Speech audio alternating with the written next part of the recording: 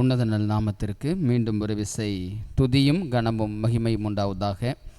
இந்த ஓய்வு நாள் ஆரம்ப ஆராதனையிலே தேவனை தொழும்படியாக வந்திருக்கிற உங்கள் யாவரின் மீதும் தேவ பிரசன்னம் எப்பொழுதும் தங்கி தாபரிப்பதாக.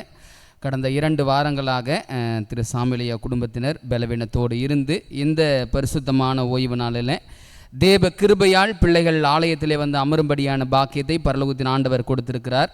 பிள்ளைகளுக்காக தொடர்ந்து நாம் ஜெபித்து கொள்வோம். சுகவீனங்கள் பலவீனங்கள் மாறி கிறிஸ்துவின் பலத்தோடு கூட அவர்கள் தேவ சமூகத்தில் நல்ல சுகபலத்தோடு இருப்ப நம் யாவரும் தொடர்ந்து பிள்ளைகளுக்காக ஜெபித்து கொள்வோம். தேவனுடைய பெரிதான கிருபையினால் ஒவ்வொரு வாரங்களிலும் ஆசரிப்பு கூடார சத்தியங்களை நம் அனுபவங்களாக படித்து கொண்டு வருகிறோம். கடந்த வாரத்தில் மகா பரிசுத்த ஸ்தலத்தில் இருக்கிற முதல் அனுபவத்தை குறித்து படிக்கும்படியாய் ஆண்டவர் உதவி செய்தாங்க. கிருபாசன தண்டை. அந்த கிருபாசன தண்டையினுடைய அனுபவத்தை நீங்களும் நானும் வேதாகமத்தில் படித்தோம். யார் கிருபையை கொடுப்பாங்க அப்படின்னா, யார் கிருபையை பெற்று கொண்டிருக்கிறார்களோ அவர்கள்தான் கிருபையை கொடுப்பார்கள் என்ற சத்தியத்தை கடந்த வாரத்தில் நம்ம படிக்கும்படியாய் தேவன் உதவி செய்தாருங்க. இந்த வாரத்தில் மகா பரிசுத்த ஸ்தலத்தில் 2வது அனுபவத்தை படிக்கும்படியாய் ஆண்டவருடைய சமூகத்தில் நாம் கடந்து வந்திருக்கிறோம். பிரகாரம், பரிசுத்த ஸ்தலம், மகா பரிசுத்த ஸ்தலம். பிரகாரத்தை படிக்கும் பொழுது 2 அனுபவங்கள், பலிபீடத்தின் அனுபவம், தண்ணீர் தொட்டியின் அனுபவம். பரிசுத்த ஸ்தலத்துக்கு வந்தோம். பரிசுத்த ஸ்தலத்துக்கு வரும் பொழுது குத்துவிளக்கின் அனுபவம், சமூகத்தப்ப மேசை அனுபவம், பொன் தூப வீடு அனுபவம்.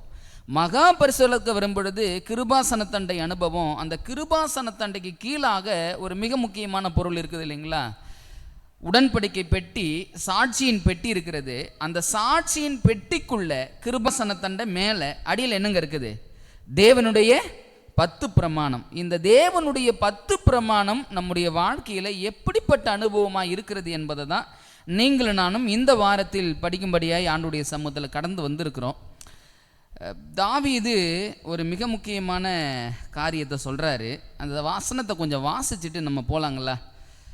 27வது சங்கீதம் 4வது வாக்கியத்தை கொஞ்சம் வாசிக்கலாம் பாருங்களேன். 24வது சங்கீதம் 27வது சங்கீதம் 4வது வாக்கியம்.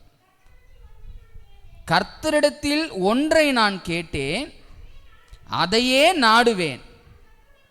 நான் கர்த்தருடைய மகிமையை பார்க்கும்படியாகவும் அவருடைய ஆலயத்தில் ஆராய்ச்சி செய்யும்படியாகவும் நான் என் ஜீவனுள்ள நாளெல்லாம் கர்த்தருடைய ஆலயத்தில் தங்கியிருப்பதையே நாடுவேன். தாவீதுக்கு ஒரு பெரிய ஆசை.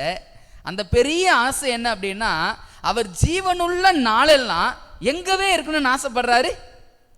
ஆசரிப்பு கூடாரத்திலே, தேவனுடைய ஆலயத்திலே. ஏன் அங்க தேவனுடைய ஆலயத்தில் என் ஜீவனுள்ள நாளெல்லாம் இருக்கணும்னு ஆசைப்படுறாரு? வசனத்தை வாசிச்சோம்.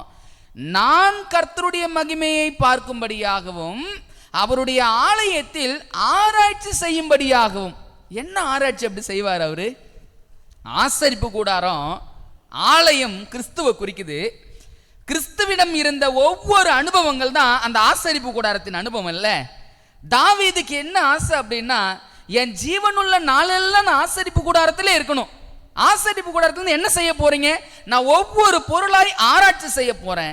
ஆராய்ச்சி செய்வதற்கான நோக்கம் என்ன அப்படின்னா, கிறிஸ்து ஆலயம், அந்த கிறிஸ்துவ நான் ஆசரிப்பு கூடாரத்தில் பார்க்குறேன். நான் ஆசரிப்பு கூடாரத்தை பார்க்குறேன்னா அந்த ஆசரிப்பு கூடாரமாக மாற வேண்டும் என்பது தான் தாவீதினுடைய ஆசைங்களாம். அப்படிதான் பாருங்க, இந்த ஆசரிப்பு கூடார சத்தியத்தை நம்ம பொருட்கள், ஒவ்வொரு பொருட்களாக படிச்சுக்கிட்டே வரோம், ஆராய்ச்சி செய்து கொண்டே வருகிறோம். அதில் கடந்த வாரத்தில் கிருபாசன தண்டையை படித்த நீங்களும் நானும் இன்னைக்கு அடுத்த ஒரு பொருளை குறித்து ஆண்டுடைய சமூகத்தில் படிக்கும்படியாய் நம்ம கடந்து வந்திருக்கிறோம். அந்த காரியம் என்ன நமக்கு நன்றாகவே தெரியும். உடன்படிக்கை பெட்டி. அந்த உடன்படிக்கை பெட்டிக்குள்ள என்னங்க இருக்குது? தேவனுடைய 10 கற்பனை, 10 பிரமாணம். இப்போ அந்த 10 பிரமாணம் நம்முடைய வாழ்க்கையில் எப்படி அனுபவமாக இருக்கிறது? அந்த 10 பிரமாணத்தின் அனுபவம் எப்படி ஒவ்வொரு கிறிஸ்தவனுடைய வாழ்க்கையிலும் இருக்க வேண்டும் என்பதை தான் ஆவியானவர் நமக்கு சொல்லிக் கொடுக்க பிரியப்படுறாருங்க. 2 யோவான் 4வது வசனத்திலிருந்து கொஞ்சம் வாசிக்க போகிறோம். அந்த கற்பனையினுடைய அனுபவம் தான் என்ன என்பதை யோவான் சொல்லிக் கொடுக்கிறார் பாருங்களேன்.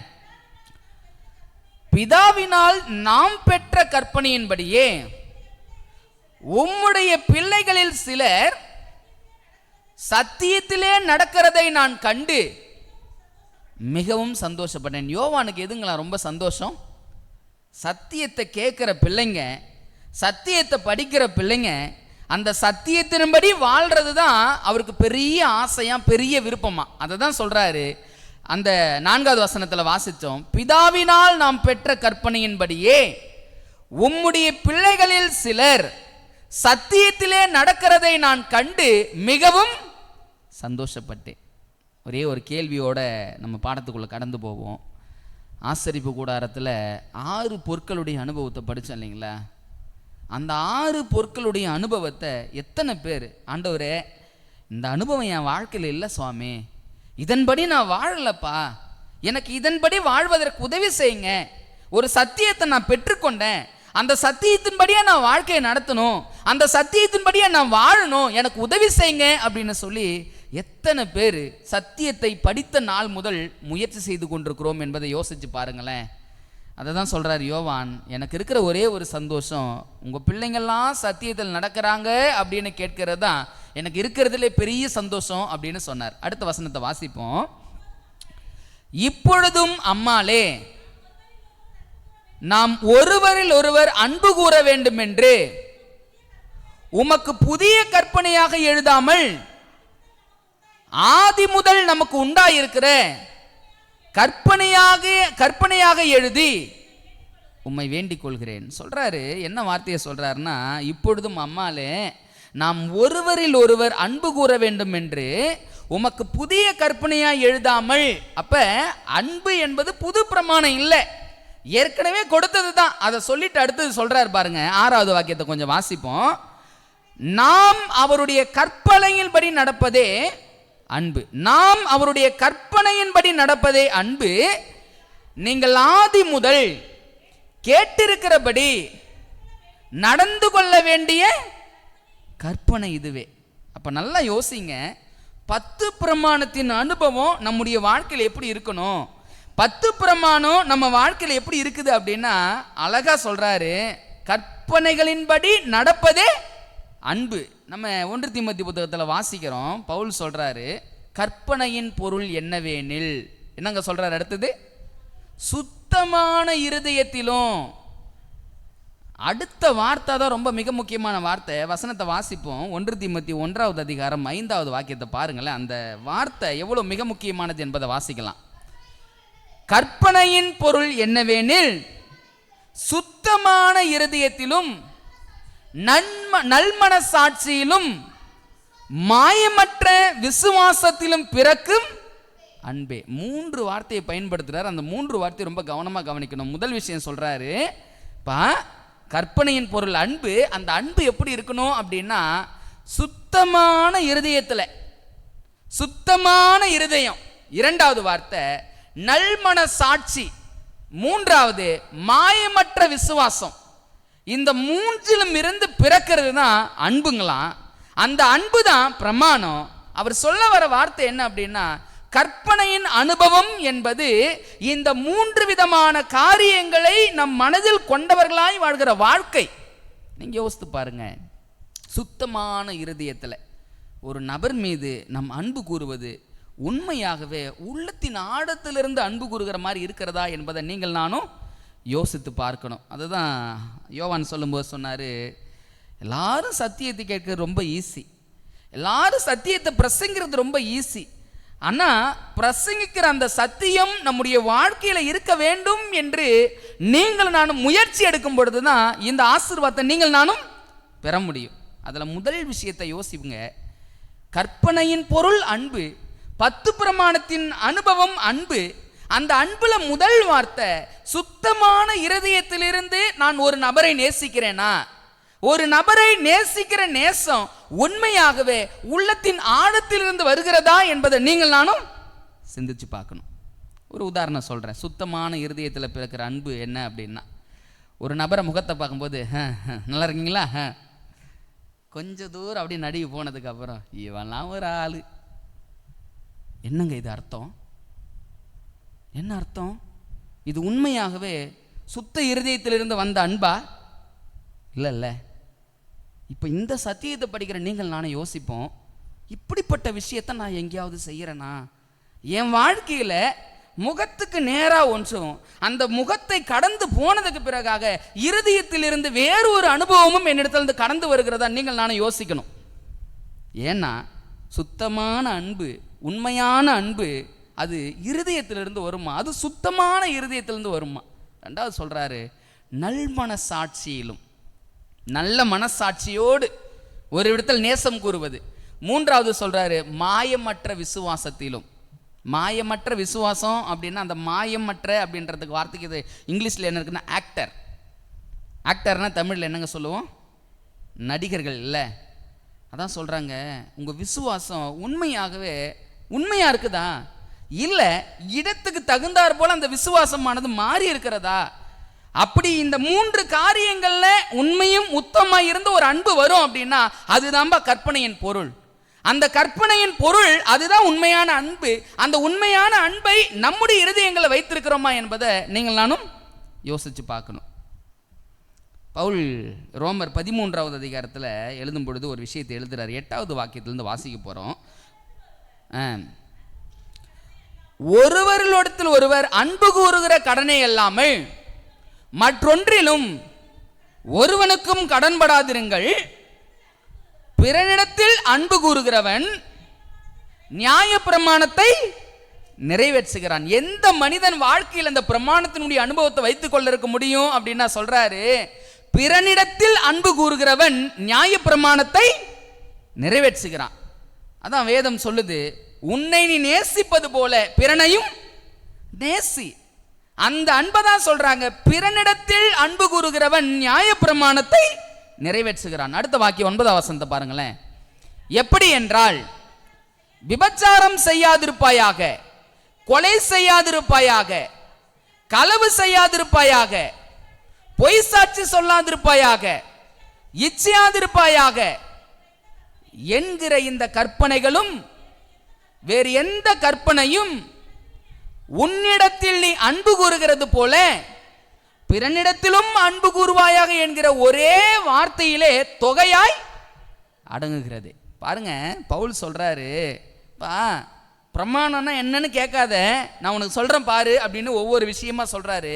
இது எல்லாம் தொகையாய் அடங்கியிருக்கிறதா எதுக்குள்ள அப்படின்னா அன்பு. இதை தான் நம்ம எப்பவும் வழக்கமாக அறிஞ்சிருக்கிறது. கற்பனையை 2ஆ பிரிப்போம்ல. முதல் 4 கற்பனை தேவனிடத்தில் அன்பு கூறுவது, மீதம் இருக்கிற 6 கற்பனை மனிதனிடத்தில் அன்பு கூறுகிற காரியம். இப்போ இந்த அன்பு கூறுகிற காரியத்தில் நாம் எந்த நிலையில் இருக்கிறோம் என்பதை நீங்கள் நானும் யோசிக்கணும். எனக்கு ஒரு கேள்வி எழும்புச்சு வேதாகமத்தில். என்ன கேள்வி அப்படின்னா, எனக்கு வசனம்லாம் புரியுது ஆண்டவரே, உண்மையாகவே 10 பிரமாணம், பிரமாணத்தின் பொருள் அன்பு என்பதை நான் புரிஞ்சுக்கிறேன் ஆண்டவரே. ஆனால் அன்புனா என்ன, அந்த அன்புனா என்னன்னு தெரிஞ்சால் தானே என்கிட்ட இருக்குதா இல்லையான்னு நான் சோதிச்சு பார்க்க முடியும். ஆசரிப்பு கூடாரத்தில் ஒவ்வொரு பொருட்களுடைய அனுபவத்தை நீங்கள் எனக்கு சொல்லிக் கொடுத்துக்கிட்டே இருக்கிறீங்க, சந்தோஷம் ஆண்டவரே. இறுதி பொருளை நான் நிற்கிறேன். இப்போ எனக்கு கேள்வி, அன்புனா என்ன, அந்த அன்புனா என்ன என்பதை சொல்லி கொடுத்தாதான் அது என்கிட்ட இருக்குதா இல்லை என்பதை நான் அறிந்து கொள்ள முடியும் ஆண்டவரே அப்படின்னு சொல்லி ஒரு கேள்வி எழும்பிச்சிங்க. அப்போ சொன்னார், அன்பை யார்கிட்ட பார்க்க முடியும் அப்படின்னா தேவன் அன்பாகவே இருக்கிறார். அன்பின் உருவம் அவர் தான் நம்ம சொல்லி பார்க்குறோம். இப்போ அவர் எப்படி அன்பை வெளிப்படுத்தியிருக்கிறாருன்னு நம்ம ஒரு இடத்துல படிக்க போகிறோம். அதை படிக்கும் பொழுது உண்மையாகவே அப்படிப்பட்ட அன்பு என்னிடத்துல இருக்கிறத என்பதை நீங்கள் நானும் யோசிக்கணும். வாசிக்கலாங்களா? ரோமர் 5வது அதிகாரம், ரோமர் 5வது அதிகாரம் 6வது வாக்கியத்திலிருந்து கொஞ்சம் வாசிக்க போகிறோம். ரொம்ப கவனமாக கவனிங்களேன். அன்றியும் நாம் பலனற்றவர்களாய் இருக்கும் போதே குறித்த காலத்தில் கிறிஸ்து அக்கிரமக்காரருக்காக. சரி, முதல் விஷயம் ஆமாம் சொன்னேன். அந்த வசனத்தை அப்படியே ஒரு கணம் வாசிங்கண்ணே. ரோமர் 5வது அதிகாரம் 6வது வாக்கியத்தை வாசிங்கண்ணே, கொஞ்சம் சத்தமாக வாசிங்கண்ணே.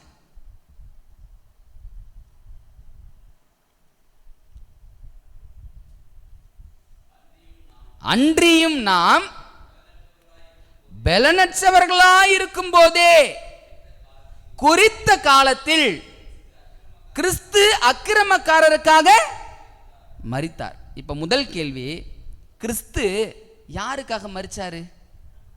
நல்லவங்களுக்கா கெட்டவங்களுக்கா? சரி, அக்கிரமக்காரர்னா கெட்டவங்க தானே. இப்போ எப்படி மரிச்சார் என்பதை வேதாகமத்தில் போய் நம்ம கொஞ்சம் ஆராய்ந்து பார்க்கும் பொழுது ஒரு மிக முக்கியமான கருத்தை அங்கிருந்து பிடித்து கொள்ள முடிகிறது. என்ன அப்படின்னா, கிறிஸ்து எங்கெல்லாம் அக்கிரமக்காரருக்காக மரித்தார் மரித்தார் மரித்தார்னு சொல்லி அநேக இடங்கள் நான் தேடிக்கொண்டிருந்தேன். அதில் ஒரு சம்பவம் வேதாகமத்தில் ரொம்ப தெளிவாய் இருந்தது. அந்த தெளிவாய் இருக்கிற சம்பவம் என்ன அப்படின்னா, காய்பா மண்டபத்துக்கு முன்பதாகவும் இந்த ஏரோதுக்கு முன்பதாகவும் மற்ற ராஜாவிற்கு முன்பதாகவும் நிறுத்தி கிறிஸ்துவ கேள்வி மேல கேள்வி கேட்டுக்கிட்டு இருக்கிறாங்க. அநேக விதமான கேள்விகள் கிறிஸ்துவுக்கு முன்பதாக வைக்கப்பட்டே இருக்குது. இப்ப அந்த கேள்விக்கெல்லாம் இயேசுவின் இடத்துல பதில் இருந்துச்சானா இருந்துச்சு. ஆனா இயேசு எப்படி இருந்தாரு? ரொம்ப சைலண்டா இருந்தார், வாயை திறக்கவே இல்லை. ஏன் வாயை திறக்கல? அவர் வாயை திறந்தார் அப்படின்னா யார் ரட்சிக்கப்பட முடியாது? அந்த நபர்களை ரட்சிக்கப்பட முடியாது. அப்ப மரிக்கிற அனுபவம் சிலுவையில மாத்திரம் இல்லைங்க, அந்த மரிக்கிற அனுபவம் எங்கெங்கெல்லாம் இருக்குதுன்னு பாருங்களேன். அக்கிரமக்காரருக்காக நீங்களும் நானும் எந்தெந்த இடங்கள்லாம் மரிக்கிறோம். நல்லா தெளிவா செய்து, இவன் அக்கிரமம் செய்யறான், இவன் செய்யறது அநியாயம், ஆனா தெரிந்திருந்த போதும் கூட அந்த அநியாயக்காரனுக்காக அந்த அக்கிரமக்காரனுக்காக நீங்கள் நானும் எந்தெந்த இடங்களில் மரித்து கொண்டிருக்கிறோம். கிறிஸ்து சிலுவையில் மரித்ததை மாத்திரம் தான் நீங்கள் நானும் ஃபோக்கஸ் பண்ணிக்கிட்டு இருக்கிறோம். ஆனா சிலுவையில் மரிப்பதற்கு முன்பதாகவே அவர் ஒவ்வொரு இடங்களிலும் மரித்து கொண்டே இருக்கிறார். அவர் மனதளவில் ஒவ்வொரு இடங்களிலும் மரணத்தை பார்த்து கொண்டே இருக்கிறார். இப்ப நீங்களும் நானும் யோசித்து பார்க்க வேண்டியது, கற்பனையின் பொருள் அன்பு, உண்மையான அன்பு என்கிட்ட இருக்குது அப்படின்னா நான் எங்கெல்லாம் அக்கிரமக்காரனுக்காக மரிச்சிருக்கிறேன், நான் எங்கெல்லாம் பாவிகளுக்காக மரிச்சிருக்கிறேன். பவுல் இன்னும் ஒரு விஷயத்தை சொல்றார். அடுத்த வசனத்தை கொஞ்சம் வாசிப்போம் பாருங்களேன். நீதிமானுக்காக ஒருவன் மரிக்கிறது அரிது, நல்லவனுக்காக ஒருவேளை ஒருவன் மரிக்க துணிவான். நாம் பாவிகளாய் இருக்கையில் கிறிஸ்து நமக்காக மரித்ததினாலே தேவன் நம்மேல் வைத்த தமது அன்பை விளங்க பண்ணுகிறார். இயேசு அன்புள்ளவருங்க. அந்த அன்பை எப்படி விளங்க பண்ணாரு என்பதை பைபிள் சொல்லுது. அழகா சொல்றாங்க, ஒருவன் நல்லவனாய் இருக்கையில் ஒருவேளை ஒருவனுக்காக ஒருவன் மரிக்க துணிவான். ஒரு உதாரணம் சொல்றேன் பாருங்களேன். இந்த எம்ஜிஆர் மரித்த காலகட்டங்களில் அநேகர் மறிச்சாங்க. ஏன் அப்படின்னா அந்த எம்ஜிஆருடைய மரணத்தை தாங்கிக் கொள்ளவே முடியலையா, நல்ல மனுஷனே செத்துட்டானே அப்படின்னு சொல்லி தீக்குளித்த சம்பவங்கள் எல்லாம் உண்டு என்று சொல்லி நான் கேள்விப்பட்டிருக்கிறேன். நல்லவனுக்காக ஒருவன் மரிக்க துணிவான். ஆனா கிறிஸ்து எப்ப மரிச்சார் அப்படின்னா, நாம் பாவிகளாய் இருக்கையில் கிறிஸ்து நமக்காக மரித்ததினாலே நம்மேல் வைத்த அன்பை அவர் விளங்க பண்ணினார். இப்ப அப்படியே ஒரு கணம் சிந்திச்சு பார்ப்போம். நம்ம இந்த அனுபவத்தில் எங்கேயாவது வாழ்க்கை நடத்தி கொண்டிருக்கிறோமா? நல்லவனுக்காக ஒருத்தவன் சாகலாங்க, ஆனா கெட்டவனுக்காக ஒருத்தவன் சாக முடியுமா? நல்லவனுக்காக ஒரு இடத்துல போய் ஒரு மனுஷன் நிற்பாங்க, ஆனா ஒரு தீய குணமுள்ள ஒரு மனிதனுக்காக ஒரு இடத்துல போய் நிற்க முடியுமா? வேதம் சொல்லுது, நாம் பாவிகளா இருக்கையில். அப்ப உண்மையான அன்பு என்பது என்ன தெரியுங்களா? நம்ம எல்லாம் நினைச்சுக்கிட்டு இருக்கிறோம் அன்புனா என்ன தெரியுங்களா? என்ன போலவே பேசணும், என்ன போலவே சிந்திக்கணும், எனக்கு எது சரியோ அந்த பக்கம் தான் நீ நிற்கணும், அப்பதான் நான் உன்னை நேசிப்பேன், அதுதான் அன்பு அப்படின்னு நினைக்கிறோம். உலகம் அதானே சொல்லுது. ஆனா உண்மையால அன்புனா என்ன தெரியுங்களா? நேசிக்கவே முடியாத ஒரு நபர் இருப்பாங்க பாருங்க, பார்த்தாலே இவளா இன்னும் இருக்கிறானாடான்னு கூட கேட்கிற அளவுக்கு ஒரு நபர் நம்ம வாழ்க்கையில் இருப்பாங்க பாருங்க. ஒரு நபரை பார்க்கும் பொழுதெல்லாம் எப்ப நம்ம தூக்கம் கண்ணை விட்டு பறக்கிறதோ அப்படிப்பட்ட நபர்கள் நம்மளுடைய வாழ்க்கையில் இருப்பாங்க பாருங்க. அந்த நபரை நேசிக்கிறது தான் உண்மையான அன்பா. வேதம் சொல்லுது, அதுக்கு அடுத்த வசனத்துல வாசிக்கிறோம், நாம் தேவனுக்கு சத்துருக்களா இருக்கையில். நம்ம எல்லாம் ஆண்டவருக்கு நம்மளை யாருன்னு சொல்லிக்கிறோம்? தேவனுடைய பிள்ளைகள்னு சொல்லிக்கிறோம். ஆனால் பைபிள் நம்மளை என்ன தெரியுங்களா சொல்லுது? நாம் தேவனுக்கு சத்துருவான், பிள்ளைகள் இல்லை. எப்ப சத்துரு? எப்ப பாவம் நம்மிடத்தில் வாசமா இருக்கிறதோ அப்ப தேவனுக்கு நம்ம எப்படிப்பட்டவங்க? சத்துருங்க. ஆனா நாம் சத்துருக்களா இருக்கையில் இவனால ஒன்றும் செய்ய முடியாது, இவன் எனக்காக வாழ மாட்டான், இவனால ஒன்றுமே நடக்காது என்பதை அறிந்த சூழ்நிலையில தான் கிறிஸ்து பாவிக்காக இந்த பூமியில மரிச்சாரு. அப்பதான் அவருடைய அன்பை விளங்க பண்ணினார் என்று சொல்லி வேதம் சொல்லுது. இன்னைக்கு நீங்கள் நானும் இந்த அன்பின் பரிமாற்றத்தை எப்படி வச்சுக்கிட்டு இருக்கிறோம் அப்படின்னு யோசித்து பாருங்களேன். கற்பனையின் பொருள் என்னவேனில் சுத்தமான இருதயத்திலும் நல்மன சாட்சியிலும் மாயமற்ற விசுவாசத்திலும் பிறக்கும் அன்பே அப்படின்னு சொல்றோம். இந்த 3 காரியமும் எப்படி நம்முடைய வாழ்க்கையில் வெளிப்பட்டு கொண்டிருக்கிறது? உண்மையான அன்பு என்பது எவன் ஒருவன் நான் வாழ்க்கையில் பார்க்கவே கூடாது, யார் ஒருவன் என் வாழ்க்கைக்கு வேண்டவே வேண்டாம், யார் ஒருவனை நினைக்கும் பொழுதெல்லாம் நாம் தூக்கம் கலைகிறது என்று நான் சொன்னேனே, அப்படிப்பட்ட நபரை நேசிக்கிறதா உண்மையான அன்பா? இன்னைக்கு அந்த உண்மையான அன்பு நம்ம இடத்துல இருக்குதா என்பதை யோசித்து பாருங்க. கிறிஸ்து இந்த சூழ்நிலை நாம் இருக்கும்போது தான் நமக்காக மரிச்சார். அப்போதான் அன்பை விளங்க பண்றாராம். இன்னைக்கு அன்பு என்பதற்கான பரிமாற்றம் எப்படி இருக்குது அப்படின்னா, நான் ஆரம்பத்தில் சொன்னது போல என்னை போலவே யோசிக்கணும், என்னை போலவே சிந்திக்கணும், எனக்கு பிடிச்ச மாதிரி விஷயத்தை செய்யணும், எனக்கு ஏற்ற காரியங்கள் அவங்க இருக்கணும். அப்படி இருந்தால் தான் நான் அவங்களை என்ன பண்ணுவேன்? நேசிப்பேன். அப்படி இல்லைன்னா எதிரி, சத்துரு. ஆனால் வேதம் சொல்லுது அது உண்மையான அன்பே கிடையாதான். உண்மையான அன்பு என்பது உனக்கு எதிரின்னு தெரியுது, உன் சிந்தனைக்கு அப்பாற்பட்டவனு தெரியுது, உன் கொள்கைக்கு எதிரியானவனு தெரியுது, எல்லாவற்றுக்கும் எதிரானவன் என்பதை அறிந்திருந்த போதும் கூட ஆண்டவரே அவனும் நல்லா இருக்கணும், அவனும் ரட்சிப்பு அடையணும் ஜெபிக்கிற ஒரு ஜெபம் இருக்குது பாருங்க. அந்த உள்ளம்தான் உண்மையான அன்பு. இப்ப சொல்லுங்க, கற்பனை, நியாய பிரமாணம், 10 பிரமாணத்தின் அனுபவம் நம்முடைய வாழ்க்கையில் இருக்கிறதா அப்படின்னு ஒரு கேள்வி வைப்போம். இப்ப அந்த கேள்விக்கான விடையை கொஞ்சம் தேடுவோம். இப்படிப்பட்ட அனுபவம் என் வாழ்க்கையில் இருக்கிறதா? இப்படி இருந்தா என்ன தெரியுங்களா அர்த்தம்? யாருக்கும் வாழ்க்கையில் யார் இருக்க மாட்டாங்க, எதிரின்னு ஒரு நபரை கூட நம்ம சொல்லவே மாட்டோம். ஏன்? எதிரியை நேசிக்கிறதா என் உண்மையான அன்பு. எதிரியை நேசிக்க ஆரம்பிச்சுட்டா அவன் எதிரியா இருப்பானா? இல்ல. நமக்குன்னு இருக்கிற ஒரே ஒரு எதிரி யாரு அப்படின்னா சாத்தா மட்டும்தான். சாத்தா மட்டும்தான் எதிரி. அப்ப சகோதரன், அப்ப அவங்களாம் நம்ம எப்படி பாவிச்சு வச்சுக்கிட்டு இருக்கிறோம், நம்ம எப்படி நினைச்சு வச்சுக்கிட்டு இருக்கிறோம்? அவங்கள எதிரின்னு நினைச்சுக்கிட்டு இருக்கிறோம்.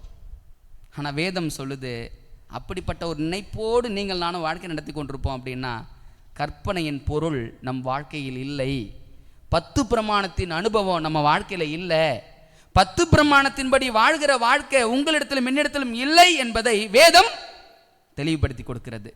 கிறிஸ்துவுக்குள் அன்பானவர்களே, இன்னைக்கு இந்த அனுபவம் இன்னைக்கு நம்ம எத்தனை பேருக்கு இருக்குதுன்னு யோசித்து பாருங்க. பலிபீடத்தின் அனுபவத்தை கடந்து வந்தோம், பலியா மாறி இருந்தானா அன்பு வந்துடும். தண்ணீர் தொட்டியின் அனுபவம், மறுஜென்மம் முழுக்கு, மறுஜென்மம் எடுத்திருந்தான் அப்படின்னா அன்பு வந்துடும். குத்து விளக்கின் அனுபவம், பரிசுத்த ஆவியானவருடைய அனுபவம், ஊழியத்தினுடைய அனுபவம், பரிசுத்த ஆவியான ஒரு மனுஷன் இருதயத்தில் வச்சிருந்தாங்கன்னா அன்பு வந்துடும். சமூகத்தப்ப மேசை, மற்றவர்களுக்காக தேவனுடைய வார்த்தையை தன் வாழ்க்கையில் போதனையாய் வைத்திருப்பாங்க அப்படின்னா நிச்சயமாய் அவங்களுடைய இருதயத்தில் அன்பு வந்துடும். தூபபீட அனுபவம், பொன் தூபபீட அனுபவம், மற்றவங்களுக்காக ஜெபிக்கிறவங்க அப்படின்னா அந்த 10 பிரமாணத்தின் அனுபவம் வந்துடும். எல்லாவற்றுக்கும் மேலாக தேவனிடத்திலிருந்து கிருபையை பெற்றவன் மற்றவனுக்கு எதை கொடுப்பான்னு படித்தோம்? கிருபையை கொடுப்பாங்கன்னு படித்தோம். தேவனிடத்திலிருந்து மன்னிப்பை பெற்றவர்கள் அந்த மன்னிப்பை சகோதரன் சகோதரிக்கும் வழங்குவாங்கன்னு படித்தோம். இப்போ அந்த கிருபாசன தண்டை அனுபவம் இருந்தா 10 பிரமாணத்தின் அனுபவம் வருமா வராதா? யூத வாழ்க்கை முறை என்ன தெரியுங்களா? இந்த 6 பொருளை யூதர்கள் விட்டுருவாங்க. கிருபாசன தண்டை இருக்காது, பொன் தூபபீடம் இருக்காது, சமூகத்தப்ப மேசை இருக்காது, குத்து விளக்கு இருக்காது, மறுஜென்ம முழுக்கு இருக்காது, பலிபீடம் இருக்காது. ஆனா ஒரே ஒரு விஷயம் மட்டும் இருக்கும். எது இருக்கும்? கற்பனை மட்டும் இருக்கும். நீ யோசித்து பாருங்க, இந்த 6 அனுபவம் இல்லாமல் இந்த 7வது அனுபவம் மட்டும் நம்ம வாழ்க்கையில் இருக்கும் அப்படின்னா யூதர்களுக்கும் நமக்கும் ஒரு வித்தியாசமும் இல்லைங்க. அதனால தான் வேதம் சொல்லுது, கிருபையும் சத்தியமும் ஒன்றை ஒன்று முத்தம் செய்யும். அதுக்கான அர்த்தம் என்ன தெரியுங்களா? எந்த அளவுக்கு கிருபை உன் வாழ்க்கையில் இருக்கிறதோ அந்த அளவுக்கு பிரமாணமும் வாழ்க்கையில் இருக்கணும்பா. பிரமாணம் என்று ஒன்றை நீ கையில வைத்திருந்த அப்படின்னா அந்த பிரமாணத்தை நிறைவேற்றுகிற கிருபையும் உன் கரங்கள் இருக்க வேண்டும். சில நேரங்களில் ஒரு உதாரணத்தை சொல்ல நான் முடிக்கணும்னு நினைக்கிறேன். குழந்தை தவறு செய்து விட்டது. தவறு செய்த குழந்தையை தண்டித்து தான் ஆக வேண்டும். இது இருக்கிற இயல்பான காரியம் உலகத்தில். ஆனால் அந்த குழந்தை எப்படி தண்டிக்கிறோன்னு ஒரு காரியம் இருக்குது இல்ல. தவறு செய்த குழந்தையை தவறுக்கேற்ற முடிவு என்ன அப்படின்னா தண்டனை. அந்த தண்டனையை கொடுக்கணும். ஆனா அந்த தண்டனை எப்படி கொடுக்கணும் என்ற ஒரு காரியம் தான் கிருபையை காட்டுகிற அனுபவம். குழந்தை தப்பு பண்ணிடுச்சு, ஓங்கி அடிக்கவும் முடியும், மெதுவாக அடிச்சு இனிமேட்டு செய்யாத நம்ம எப்படி அடிக்கிறன்றதை மட்டும் சிந்திச்சு பாருங்க. அதனால தான் ஆண்டவர் சொன்னார் பரிசேயர்களை பார்த்து, நீங்கள் வெந்தயத்தில் எல்லாவற்றிலும் சரியாக கொடுத்துறீங்க, சந்தோஷம்தான், ஆனால் உங்ககிட்ட எது இல்லைன்னாரு. இன்னைக்கு அந்த அனுபவம் நம்மளுடைய வாழ்க்கையில் இருக்குதான்னு யோசித்து பாருங்க அன்பானவர்களே. ஒரே ஒரு விஷயம், அன்பு அன்பு அன்பு. அந்த அன்பினுடைய அர்த்தமே நான் ஆரம்பத்தில் சொல்லிட்டேன். நம்ம வாழ்க்கையில் யாரை ஒருத்தவங்க மன்னிக்கவே முடியாதுன்னு நினச்சிக்கிட்டு இருக்கிறோமோ அவங்க மேலே காட்டுறது தான் அன்பு. அப்போ அப்படிப்பட்ட அந்த அனுபவம் நம்மளுடைய வாழ்க்கையில் வரணும் அப்படின்னா, அப்படிப்பட்ட அனுபவம் நம்முடைய வாழ்க்கையில் இருக்க வேண்டும் அப்படின்னா பலிபீடமாக மாறி இருக்கணும். பலிபீடமாய் மாறாத ஒரு மனிதனால் நிச்சயமாய் பிரமாணத்தை இருதயத்தில் சுமக்க முடியாது. இப்போ இந்த 7 அனுபவங்களில் நீங்கள் நானும் எங்கே இருக்கிறோம் யோசித்து பார்ப்போம். ஒரு சங்கீத பகுதியை வாசிப்போம். 96வது சங்கீதம் 6வது வாக்கியத்தை வாசித்து முடிக்க போகிறோம். 96வது சங்கீதம் 6வது வாக்கியம் வாசிங்க. மகிமையும் கனமும் அவர் சமூகத்தில் இருக்கிறது, வல்லமையும் மகத்துவமும் அவருடைய பரிசுத்த ஸ்தலத்தில் உள்ளது. இங்க 4 வார்த்தைகளை சொல்றாங்க. மகிமையும் கனமும். நீ மகிமைப்படணுமா, ஆசரிப்பு கூடாரமா மாறுப்பா. நீ கனம் பெறணுமா, ஆசரிப்பு கூடாரமா மாறுப்பா. அடுத்த வார்த்தை ரொம்ப பவர்ஃபுல்லான வார்த்தை, வல்லமையும் மகத்துவமும் சொல்றாங்கல்ல. நம்ம எல்லா மனுஷனுக்குள்ளேயும் ஒரு போராட்டம் உண்டுங்க. அந்த போராட்டம் என்ன அப்படின்னா, நான் எவ்வளோ சத்தியங்களை படிக்கிறேன், எவ்வளோ விஷயங்களை ஆண்டவர் எனக்கு சொல்லி கொடுக்குறாரு, ஆனால் என் வாழ்க்கை இன்னும் பாவத்தை மேற்கொள்ள முடியலை. படிக்கிற சத்தியத்தின் அடிப்படையில் என்னால் வாழ முடியலை. நான் என் உள்ளத்தில் போராடி கொண்டிருக்கிற போராட்டத்தோடு தான் இருக்கிறேன் அப்படின்னா வேதம் சொல்லுது, நீ ஆசரிப்பு கூடாரத்துக்குள்ள போ, உனக்கு வல்லமை கிடைச்சிடும். பாவத்தை மேற்கொள்வதற்கான பலன், எதிரியை நேசிப்பதற்கான பலன், பலிபீடமாய் மாறுவதற்கான பலன், மறுஜென்ம முழுக்கிற்கான பலன், இது எல்லாம் எங்க இருக்குது அப்படின்னா ஆசரிப்பு கூடாரத்துக்குள்ள இருக்கிறது. ஆசரிப்பு கூடாரத்துக்குள்ள நுழைய வேண்டும் என்று பிரியப்படுகிற எந்த மனிதனானாலும் சரி, அவனால் நிச்சயமாய் 10 பிரமாணத்தின் அனுபவத்துக்குள்ள வர முடியும். ஆனா இன்னைக்கு ஆசரிப்பு கூடாரத்தின் சத்தியங்களை படித்துக் கொண்டிருக்கிற நீங்கள் நானும் இந்த 7 பொருட்கள்ல எந்த பொருளின் அனுபவத்தோடு நீங்கள் நானும் நின்று கொண்டிருக்கிறோம் என்பதை யோசிச்சு பாருங்க. எல்லாவற்றையும் தாண்டி ஆசரிப்பு கூடாரத்தில் கவனிக்க வேண்டிய மிக முக்கியமான ஒரு சம்பவங்கள் உண்டுங்க. அந்த சம்பவம் என்ன தெரியுங்களா? ஆராதனை முறை.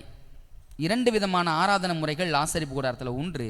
ஒன்று வருஷந்தோறும் நடக்கிற ஆராதனை, அதாவது அனுதின ஆராதனை. தினந்தோறும் ஒரு ஆராதனை நடக்கணும். எது வரைக்கும் நடக்கும் அப்படின்னா 7ஆம் மாதம் 9ஆம் தேதி வரைக்கும் அந்த ஆராதனை நடக்கும். ஆனால் 7ஆம் மாதம் 10ஆம் தேதி வேறு ஒரு ஆராதனை. என்ன ஆராதனைங்க? பாவ நிவாரண பண்டிகை.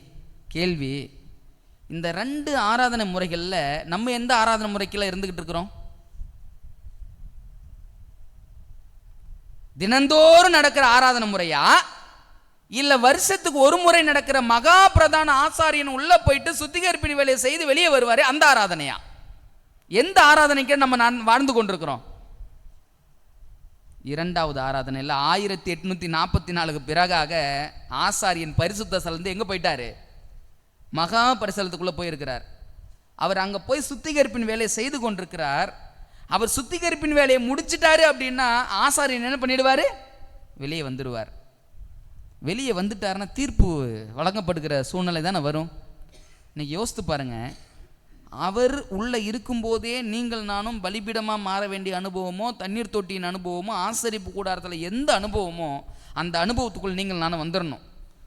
அந்த அனுபவத்தை நீங்கள் நானும் பெறாத பட்சம், அந்த அனுபவத்துக்குள்ள நீங்கள் நானும் வாழ்க்கை நடத்தாத பட்சம், ஆசரிப்பு கூடாரமா மாறல, ஆலயமா நம்ம மாறல அப்படின்னா பிரதான ஆசாரியன் வெளியே வருவாரு, தீர்ப்பு கொடுப்பாரு.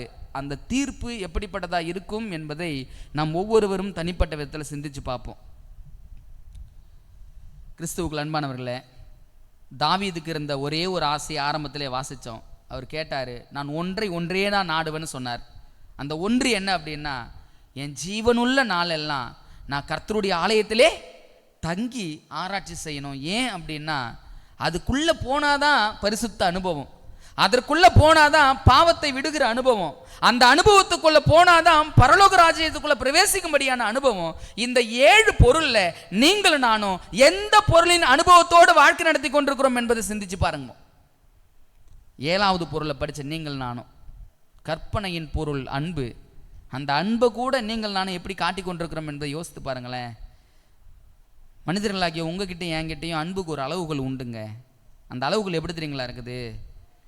குடும்பத்திலையும் சரி, ஒரு 4 பிள்ளைகள் இருக்கிறாங்க அப்படின்னா 4 பிள்ளைகள் மீதும் ஒரே விதமான அன்பு தாய் தகப்பனால செலுத்த முடியல இந்த காலத்தில். கணவன் மனைவியின் இடத்துல ஒரு விதமான அன்பும், பெற்றோர் பிள்ளைகளிடத்துல ஒரு விதமான அன்பும், அதை தாண்டி சமுதாயத்தில் ஒரு நபரிடத்தில் ஒரு விதமான அன்பும், மற்றொரு நபரிடத்தில் மற்றொரு விதமான அன்பையும், அன்பிற்கு அளவுகோல் வைத்து வாழ்ந்து கொண்டிருக்கிற ஒரு சந்ததி யார் அப்படின்னா நீங்கள் நானும் தான். ஆனால் தேவன் கிட்ட இருந்த அன்புக்கு அளவுகோலே இல்லை. அவர் நல்லோரையும் ஒரே போல தான் நேசித்தார், தீயோரையும் ஒரே போல தான் நேசித்தார். அதனால தான் நியாயப்பிரமாணம் முழுவதும் அவருக்குள் நிறைவேறி இருந்தது, கற்பனை முழுவதும் அவருக்குள் நிறைவேறி இருந்தது. இப்போ அப்படிப்பட்ட அன்பை நீங்கள் நானும் வாழ்க்கையில் சுமந்து கொண்டிருக்கிறோனா என்பதை யோசித்து பார்ப்போம். அடுத்த வாரத்திலிருந்து சுத்திகரிப்புக்கான அனுபவத்தை நீங்கள் நானும் படிக்க இருக்கிறோம். இது வரைக்கும் ஆசரிப்பு கூடாரத்தில் இருக்கிற எல்லா பொருட்களுடைய அனுபவத்தை படித்தோம். இந்த பொருட்களுடைய அனுபவத்துக்குள்ளே வராத எந்த ஆத்மாவும் சுத்திகரிப்பின் அனுபவத்துக்குள்ளே ஒருபோதும் வர முடியாதுங்க. நீங்கள் வீட்டுக்கு போயிட்டு கூட யோசித்து பாருங்கள், உட்காந்து தனிமையாக இருக்குன்னு ஜெபம் பண்ணி கூட பாருங்கள், ஆண்டவரே இந்த 7 பொருளை நான் எங்கே இருக்கிறேன், எனக்கு எந்த அனுபவத்தில் வாழ்க்கை நடத்தி கொண்டிருக்கிறேன், நான் எந்த அனுபவமாய் வாழ்ந்து கொண்டிருக்கிறேன், எனக்கு சொல்லிக் கொடுங்க என்பதை யோசித்து பாருங்கள். அடுத்த வாரத்தில் சுத்திகரிப்பின் அனுபவத்தை தொடர்ந்து படிப்போம். கர்த்தர் தாமே நம் அனைவரையும் ஆசீர்வதிப்பாராக. ஆமே.